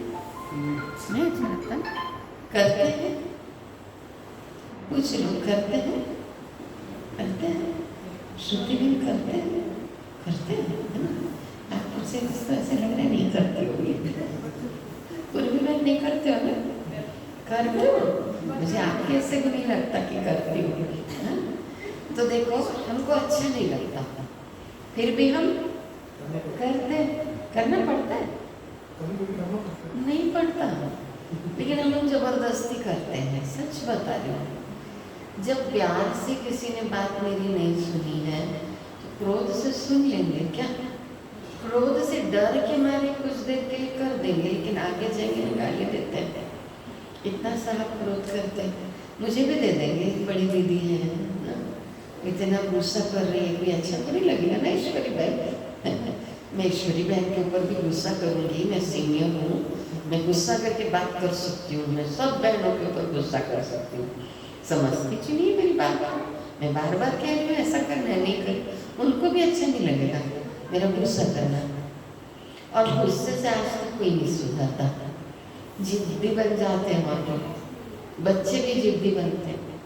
सब्जी अच्छी नहीं लगती, नहीं खाते। क्रोध करना अच्छा नहीं लगता, करते हैं, मतलब। और पता नहीं श्रीमद् भगवत गीता में भगवान ने ये काम, क्रोध, लोभ, मोह, अहंकार, इनका त्याग करने की बात क्यों की? पूरा ज्ञान इन विकारों को छोड़ने पर है। मैं समझने लगी धीरे धीरे धीरे धीरे। देखो, मुझे किसी से लड़ाई करनी है तो मेरे अंदर क्रोध का आवेग होना बहुत जरूरी है, मुझे लड़ना है उससे। तो प्रेम से नहीं हो पाएगा, तो मुझे लड़ना है तो क्रोध चाहिए। अब अर्जुन को दुर्योधन के ऊपर या कौरव सेना के ऊपर क्रोध की उत्पत्ति के लिए ज्ञान देना था ना, कि क्रोध को बने रहने दे अर्जुन, तो क्रोध को बने रहने दे, जबकि भगवान ने उसको क्रोध को छोड़ने के लिए कहा गीता में। और ध्यान सिखा रहे भगवान, श्रीमद् भगवत गीता में भगवान ध्यान सिखा रहे हैं। युद्ध करने की बात बतानी थी, लेकिन ध्यान सिखा रहे हैं। भगवान कह रहे हैं कि ध्यान में क्या क्या विघ्न आते हैं। ध्यायतो विषयानुपुंसः संगस्तेषुपजायते, संगात् संजायते कामः, कामात् क्रोधो विजायते, क्रोधात् भवति सम्मोहः, सम्मोहात् स्मृति विभ्रमः, स्मृति भ्रंशात् बुद्धिनाशः, बुद्धिनाशात् प्रणश्यति। ये भगवान के श्लोक है कि जब कामना उत्पन्न होती है और उस कामना में विघ्न पड़ते हैं तो क्रोध उत्पन्न होता है, क्योंकि वो इच्छा पूर्ण नहीं हो पा रही, और इच्छा पूर्ण नहीं हो पा रही, आसक्ति हो गई है मुझे, तो मेरे अंदर की निर्णय शक्ति खत्म हो जाती है, हम डिसीजन सही नहीं ले पाते। और जब डिसीजन सही नहीं ले पाते हैं तो हमारे जीवन में हमें जो सफलता की प्राप्ति होनी चाहिए, वो सफलता की प्राप्ति का अनुभव नहीं हो पाता। तो भगवान ने पूरी श्रीमद् भगवद गीता में अर्जुन को काम विकार को छोड़ने की बात कही। अब मुझे इसको पढ़ना इसीलिए जरूरी था कि लोग आकर के हमें कहते हैं कि दीदी आपने ब्रह्मा कुमारीज में ना ये छोड़ने कहते हो, ये छोड़ने कहते हो, ये छोड़ने कहते हो। तो हम कहते हैं अच्छा मत आओ ब्रह्मा कुमारी में। हम कहते हैं आप श्रीमद् भगवद गीता को मानते हैं? हाँ दीदी बहुत मानते हैं श्रीमद् भगवद गीता को, तो कौन नहीं मानेगा। तो गीता में बार बार बार बार भगवान ने अर्जुन को काम विकार को छोड़ने की बात कही, क्रोध को, लोभ को, मोह को, अहंकार को छोड़ने, भय को छोड़ने की बात कही, ईर्ष्या घृणा द्वेष को छोड़ने की बात कही। अरे ईर्ष्या रख अर्जुन, तुझे दुर्योधन से युद्ध करना है, क्रोध को बनाए रख, लेकिन नहीं कहा। अर्जुन मोह में कांप रहा है, बिल्कुल पसीना पसीना हो गया।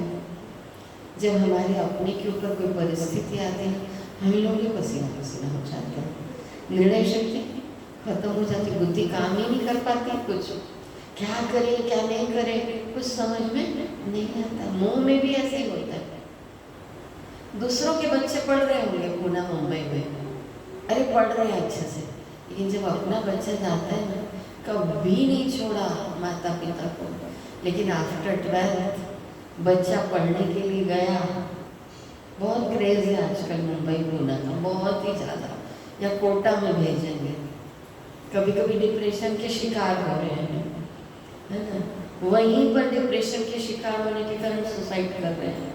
कुछ समझ में नहीं आ रहा है, इतना कंपटीशन है, लेकिन माँ बाप को अब डर लगता है। इतने बच्चे पढ़ रहे हैं उनका डर नहीं लग रहा है, लेकिन जब अपना बेटा या अपनी बेटी गई पढ़ने के लिए तो रोज फोन कर करके पूछेंगे बेटा ठीक है, देखो खाना टाइम से खाना ना, बुखार होगा या खांसी होगी दवाई टाइम से ले। हाँ ना माँ मैं समझती हूँ ना सब बात, समझता हूँ ना सब बात, लेकिन फिर भी माँ को चैन नहीं पड़ता। क्यों? क्योंकि माँ ने 9 मास पेट में रखा, 12th तक अंग संग रहा है बच्चा। अब मोह की उत्पत्ति का पता चल रहा है, साथ थे तो समझ में नहीं आ रहा था कि कितना मोह है। तो अपनों के ऊपर जब कुछ आते हैं ना तो हमको पता चलता है नहीं मोह नष्ट नहीं हुआ है मेरे भीतर मोह, और फिर कहेंगे तो नष्ट होगा भी कैसे दीदी, मोह नष्ट होगा तो कुछ कर ही नहीं पाएंगे। तो प्यार में, स्नेह में, रूहानी स्नेह में और मोह में अंतर होता है। मोह में डिसीजन पावर खत्म होती है, लेकिन स्नेह में डिसीजन पावर खत्म नहीं होती। हम सही डिसीजन ले पाएंगे, बच्चों की उन्नति का ख्याल रख पाएंगे।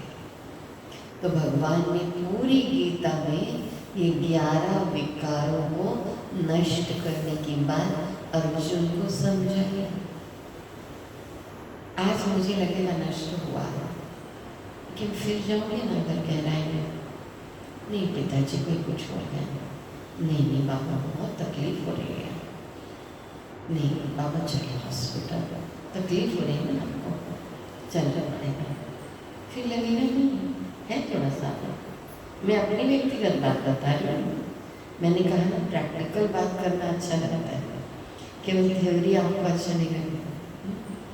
तो क्रोध की भी चर्चा हुई और गीता में ये बात है, लेकिन सबसे बड़ा शत्रु श्रीमद् भगवद गीता में काम विकार होता है। तो हम जब हमसे लोग कहते हैं तो हम कहते नहीं ब्रह्मा कुमारी में नहीं कह रहे, गीता में कह रहे हैं। गीता को मानते हो? हाँ बहुत अच्छे से, तो गीता को ही मान लो। फिर अगर कुरान भी पढ़ लें, बाइबल भी पढ़ लें, धम्मपद भी पढ़ लें, मैं लोगों को ये बात बताने लगी, मैंने सेल्फ इंटरेस्ट से इसमें एमएससी किया, वैल्यू एजुकेशन एंड स्पिरिचुअलिटी में। तो हमको सब शास्त्र पढ़ने का मौका मिला। कुरान, धम्मपद है हिंदू ब्राह्मण, महाराष्ट्र ब्राह्मण, लेकिन पढ़ने में क्या जाता है, समझने में क्या जाता है कि कुरान में क्या लिखा हुआ है, बाइबल में क्या लिखा हुआ है। मैं तो क्रिश्चियन स्कूल में पढ़ी हूँ, यहीं से गुजरती थी, सेंट जोसेफ कॉन्वेंट। तब ये बड़े बड़े घर नहीं बने थे, यही एक पेड़ का पेड़ था, नेत्रा भाई को पता होगा, मुझे मन कहा था, यहीं से हम लोग जाते थे गली से सेंट जोसेफ कॉन्वेंट स्कूल में, बेर खाते थे, है ना। अब घर बन गए तो चर्च भी जाते थे, तो देखते थे वहाँ पर क्राइस्ट का है, मरियम का है ना, और एक ज्योति भी लगी हुई है। तो सब शास्त्रों की गहराई में ऐसा लगता था जाना चाहिए। तो जब कुरान को पढ़ा तो कुरान में तो ये बात है कि अगर कोई व्यक्ति एक बार काम विकार में जाता है तो उसका असर 6 महीने तक रहता है, वो कुरान में लिखा है। और मुस्लिम धर्म में एक पत्नी की बात नहीं है। सोचो आप गहराई में जाओ तो वहाँ तो कितनी पत्नियाँ कर लेते हैं, उनकी पत्नियों को बुर्के में रखते हैं, क्या बोलते हैं उसको, है ना, वो लोग उसमें रहते हैं, स्त्री का चेहरा देखने नहीं देते हैं किसी को। लेकिन कुरान में ये बात है, बाइबल में बात है, जो श्रीमद् भगवद गीता में है, धम्मपद में ये बात है। तो हम शास्त्र को लेके ही तो चल रहे हैं। और मुरली माना जब गीता है ये हमें समझ में आ जाता, तो एक आयुर्वेदिक औषधि की तरह ये गीता काम करती है और हमारे अंदर से विकारों को नष्ट करती है। मैं सच बताऊं अपना व्यक्तिगत अनुभव कि 24 घंटे में, आज के समय की बात नहीं, बहुत समय पहले की बात है, कि वो काम विकार का थॉट क्या होता है इससे भी मुक्त हो जाते हैं। लेकिन कहते हैं ना, practice makes a man perfect. लेकिन ध्यान की अनुभूति, एक लगन लगा दी कि श्रीमद् भगवद गीता के आधार पर अपने जीवन को जीना है, तो इससे निरोग नागरिकों का उदय होता है। हम लोग बीमार लोग नहीं हैं, हम लोग ने इस ज्ञान के आधार से अपने आप को, भले शरीर में बीमारी आती रहती कभी, लेकिन आत्मा क्या होती है, सशक्त होती है। और श्रीमद् भगवद गीता जीवन जीने की कला सिखाती है और इसमें हर समस्या का समाधान छिपा हुआ है। और श्रीमद् भगवद गीता सर्वश्रेष्ठ योग शास्त्र है और ये परमात्मा का गाया हुआ मधुर गीत है, गीता गीत है। तो वर्तमान समय ये चुनौतियों का समय चल रहा है, परिस्थिति आ रही है, तो एक श्रेष्ठ विधि को ढूंढना आवश्यक है और श्रेष्ठ विधि है श्रीमद् भगवद गीता। और ये टॉनिक की तरह कार्य करती है, टॉनिक से शरीर में एनर्जी आ जाती है। और श्रीमद् भगवद गीता में ही वेद उपनिषदों का सार छिपा हुआ है। और एक अंतिम रहस्य आपके आगे बता दूं कि श्रीमद् भगवद गीता में एक भी बार हिंदू शब्द नहीं आया है, क्योंकि ये संपूर्ण मानव जाति का शास्त्र है। इसको विदेशी भी पढ़ रहे हैं, समझ रहे हैं और उन शब्दों को पकड़ने की कोशिश कर रहे हैं वैज्ञानिक कि वो श्रीमद् भगवद गीता कब गाई गई, कब सुनाई भगवान ने, कि कहीं न कहीं वो आकाश मार्ग में वो शब्द तो होंगे। तो इसीलिए संपूर्ण मानव जाति के लिए है, मानवता का शास्त्र है और इसका अनुवाद कई भाषाओं में हुआ। ऐसा और कोई शास्त्र नहीं होगा जिसका अनुवाद कई भाषाओं में हुआ होगा। तो कहते हैं कि श्रीमद् भगवद गीता हम सभी के पास आखिर आई कैसे, इसको आज आप सुन लीजिए तो आपको समझ में आ जाएगा। कहते हैं जब वेद व्यास जी ध्यान मग्न थे तो उनको कुछ दिव्य साक्षात्कार हो रहे थे, तो वेद व्यास एकदम साक्षात्कार में खो गए। लेकिन जब साक्षात्कार से वापस लौटे तो उनको लगा कि जो साक्षात्कार मुझे हुए वो रहना चाहिए ताकि समाज की सेवा हो पाए। लेकिन इतने खो गए थे वो कि पहले दिन का वो शास्त्र हमारे पास नहीं आ पाया। दूसरे दिन उन्होंने सोचा जब मैं ध्यान करूँगा और मुझे साक्षात्कार होंगे तो मैं इसको लिखना शुरू कर दूँगा। लेकिन पुनः दूसरे दिन वो साक्षात्कार में इतने खो गए कि दूसरे दिन की भी गीता हमारे पास नहीं है। ठीक है, शास्त्र के रूप में हमारे पास नहीं है। मैं देखूं, खो जाऊं कि लिखूं, तो पुनः वो खो गए। तो उनको लगा कि कोई ऐसे व्यक्ति की खोज की जाए, जब मैं साक्षात्कार करता रहूँगा और लिखाता जाऊँगा, मैं देखता रहूँगा। तो उनको श्री गणेश जी प्राप्त हुए, ऐसा दृष्टांत आता है। लेकिन गणेश जी ने एक शर्त रख दी कि अगर आप थोड़े देर के लिए भी रुके तो मैं उठ के चले जाऊँगा। तो थोड़ा सा टेंशन तो हो गया कि मैं रुकूंगा यदि, तो गणेश जी उठ करके चले जाएंगे। तो तीसरे दिन की भी गीता जो है वो रहस्यमयी है, कि रुकना है, समझना है, फिर लिखाना है। और बात है अंदर कि गणेश जी उठ के चले जाएंगे, तो जैसी है वैसी लिखा दीजिए। ठीक है, तो श्रीमद् भगवद गीता की जब गहराई में हम जाते हैं तो इसमें एक भी बार हिंसक युद्ध की बात ही नहीं आती है कि इनसे युद्ध करो, इनसे युद्ध करो, इनसे युद्ध करो, ये बात ही नहीं आती है। पूरा संवाद जो चलता है वो केवल भगवान अर्जुन के बीच में ही चल रहा है।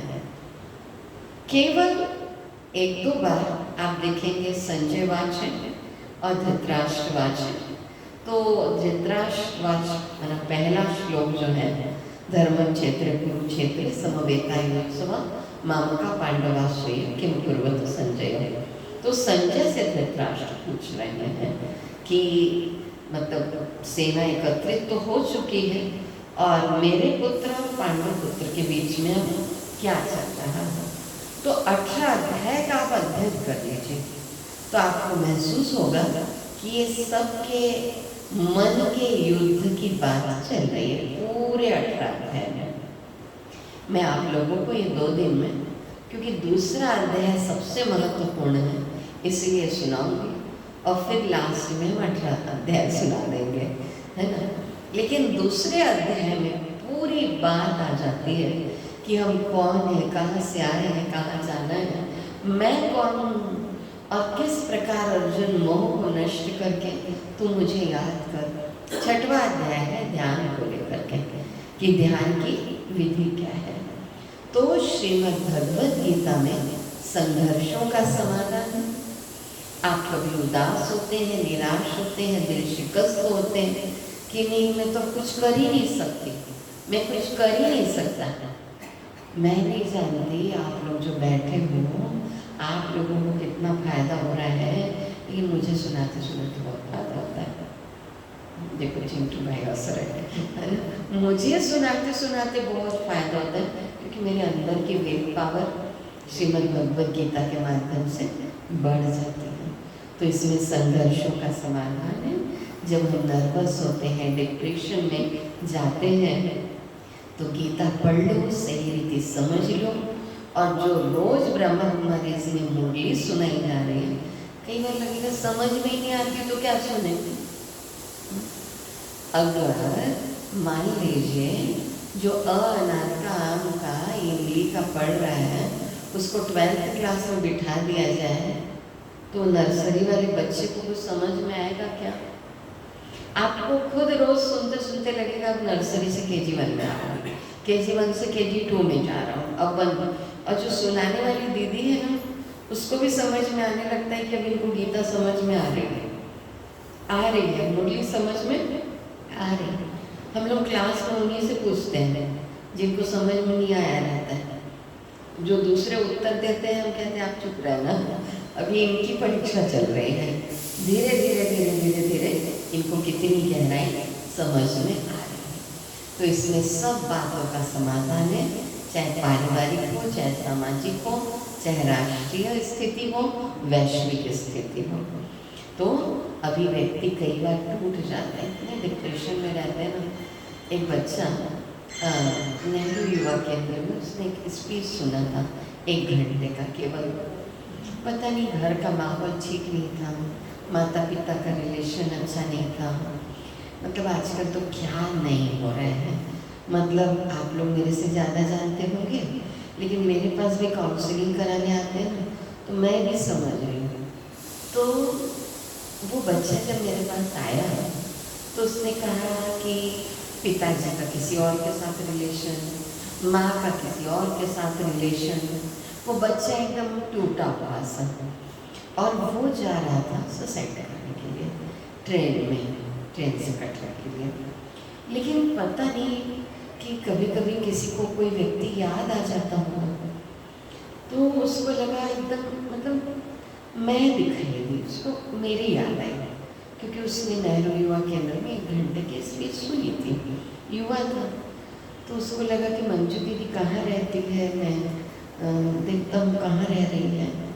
तो ढूंढते ढूंढते आया टिकरापारा ब्रह्मा कुमारी सेंटर पर। फिर पहले तो 1 घंटा रोना ही चलता है ना, और जब तक किसी के सामने वॉमिट नहीं कर दो पूरी, आपको बेचैनी होती है, खाना अंदर हजम नहीं हुआ, पचा नहीं, तो क्या करते हैं, वॉमिटिंग होती है। सबको वॉमिटिंग कभी ना कभी हुई होगी। तो वॉमिटिंग हुई थी तो कहाँ भागते हैं,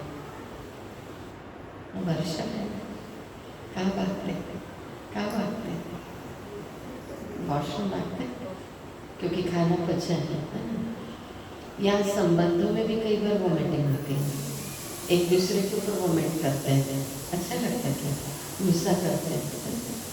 अब पिता के ऊपर नहीं कुछ कर सकते, माँ के ऊपर नहीं कर सकते, तो वो आया है बच्चा। पहले मैं सुनाऊंगी तो सुनने वाला है नहीं, पहले उसको सुनाना है। तो 1-1.5 घंटे तक सुनाता रहा, और कहा कि आज मैं सुसाइड ही करने वाला था, लेकिन आपकी याद आई कि आपसे मिल लूँ। और फिर मैं लगभग उसके साथ 3-4 घंटा बैठी होंगी, बता रही हूँ से 1 घंटे में कुछ नहीं हो पाता। और जब हल्का हो गया बात, क्या ठीक है, माँ का अपना, पिता का अपना, तुमको क्या करना है, कुछ तो दिया होगा माता पिता ने, उनकी अच्छाई याद करो। एक बार बैठ गए कि माँ का किसी के साथ रिलेशन, पिता का किसी के साथ रिलेशन, लेकिन आप क्या चाहते हो जीवन में कुछ करना। दीदी मैं ये बनना चाहता था, लेकिन रोज के झगड़े से मैं एकदम थक गया। माँ क्या कहेगी, अपने पति से मैं कि आपका भी तो है, फिर मैं किसी के साथ रिलेशन रखूँ तो बुरा क्या है। इसी बात को लेकर लड़ाई झगड़ा रोज चलता था। मैं कहा तुम मुझसे विड्रॉ करो अपने आप को। माता पिता से विड्रॉ कैसे करेगा, बहुत मुश्किल होती है। लेकिन जब एक समझानी मिलती है, सही पॉजिटिव थॉट मिलते हैं, आयुर्वेदिक औषधि यही है, ये मिलती है, तो अपने आप को संभाल लेते हैं। तो टूटना नहीं है, टूट करके जीवन को नष्ट नहीं करना है। परमात्मा को साथ रख के कहते हैं, जिसका साथी है भगवान, उसको क्या रोकेगा आंधी और तूफान। तो परिवर्तन को अपनाना है, और वो परिवर्तन की सीख श्रीमद् भगवत गीता, और जिसको स्पिरिचुअल लैंग्वेज में भगवान मौर्य कह रहे हैं, उससे हमें प्राप्त होती है। क्योंकि परमात्मा जो है वो बुद्धिमानों की बुद्धि है, उससे हमें बुद्धि मिलती है, हमारी विवेक शक्ति जागृत होती है। मैं कभी भी बहनों को ये नहीं कहती कि मुझे मतलब ज्ञान सुनाने का मन नहीं करता, ऐसे मैं नहीं कहती। मैं कहती हूँ बहनों को, मैं कोई बहुत बड़ी नहीं हो गई हूँ उम्र में, 60 के करीब पहुँच रही हूँ, लेकिन मैं कहती हूँ अब आप लोग तैयारी करो, मुझे बिठा दो, मुझे शौक़ है बहुत ज़्यादा। और मैं कभी भी ये नहीं सोचती कि हज़ारों की सभा हो तब मैं सुनाऊँ, ऐसा नहीं। मुझे लगता है अगर एक आत्मा के भी जीवन में परिवर्तन आ गया तो उस आत्मा की दुआ मुझे प्राप्त होती है, और ये दुआ ही मेरे लिए दवा का काम करती है। ऐसा नहीं मैं बीमार नहीं पड़ती, मैं बचपन में पैदा हुई ना तब से ही बीमार पड़ती हूँ, है ना। माता पिता को लगता था कि पता नहीं ये इसका शरीर कैसा बनेगा, होता है ना किसी किसी बच्चे के लिए, तो वो चीज़ मेरे साथ घटित हुई है। लेकिन मैं सच कहती हूँ कि परमात्मा की शक्ति ने मेरे मन को स्ट्रॉन्ग बनाया है। और जब मन स्ट्रॉन्ग बना तब बहुत कुछ करने की सामर्थ्य। रास्ते से जा रही हूँ, मान लीजिए कभी कोई लड़के छेड़छाड़ करते हैं, मैं सोचूं मैं कमज़ोर हूँ तो मैं उनका सामना नहीं कर पाऊँगी। लेकिन अगर मेरे साथ कोई पहलवान चल रहा हो तो हाँ, अगर मेरे साथ कोई पहलवान हो तो मेरे को कोई डर नहीं लगेगा ना। अमिताभ तो मेरा साथी कौन है? परमात्मा। पहलवान है वो, तो अंदर से फिर वो डर खत्म होने लग गया। तो हम लोग भी सब चीज़ों को फेस करते हैं, इसलिए प्रैक्टिकल ज्ञान देते हैं। कोई हम लोग केवल थ्योरेटिकल आपके आगे नहीं बोल रहे हैं। कई बार अकेले भी रहने का मौका मिलता है, सेवा केंद्र में मिला है, लेकिन परमात्मा के साथ से वही हिम्मत आती जाती है। तो कल हम श्रीमद् भगवद गीता की और गहराई में जाएंगे। वैसे तो ये 18 अध्याय है, लेकिन मैंने कहा ना सबसे मुख्य है दूसरा अध्याय, तो इसको जरूर हम लोग ये 3 दिन में लेने का प्रयास करेंगे। ओम शांति। लास्ट में बना 5 मिनट हम आज श्रीमद् भगवद गीता को लेकर इंट्रोडक्शन सुना। मुझे खुशी है कि पूरे विश्व के 140 देशों में 9000 सेवा केंद्रों के माध्यम से श्रीमद् भगवद गीता जन जन तक पहुंचाई जा रही है। और परमात्मा जो बुद्धिमानों की बुद्धि है, उनके द्वारा हमें सामर्थ्य प्राप्त होती है, शक्ति प्राप्त होती है। मैं ज्योति बिंदु आत्मा और मेरे पिता परमात्मा भी ज्योति स्वरूप है। इसलिए अर्जुन को भगवान ने ज्योति का ही साक्षात्कार करवाया। तो देह से उपराम कर स्वयं को ज्योति बिंदु आत्मा समझना और उस परम शक्ति परमात्मा की गहराई का अनुभव करना। परमात्मा आप कितने मीठे हैं, कितने प्यारे हैं प्रभु। आपने मेरे जीवन को धन्य धन्य बना दिया। मैं आत्मा आपकी ही थी, आपकी ही हूँ और आपकी ही हो करके रहूँगी। आपका हाथ और साथ कभी नहीं छोड़ूंगी। आपके मेरे मन के मीठे मन के गीत और श्रीमद् भगवद गीता परमात्मा का गाया हुआ मधुर गीत है, टॉनिक है, आयुर्वेदिक औषधि की तरह है। अच्छा, घनश्याम भाई की आत्मा को भी बहुत शांति मिल रही है, बहुत शक्ति मिल रही है, अब बहुत प्रेम का आभास हो रहा है और ज्ञान का श्रवण कर वो आत्मा खुश हो रहे हैं।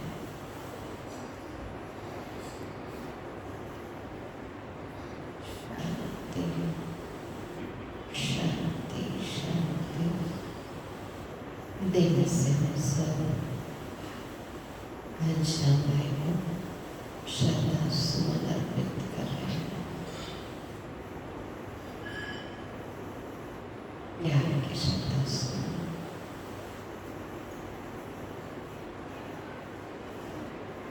ओम शांति, ओम शांति।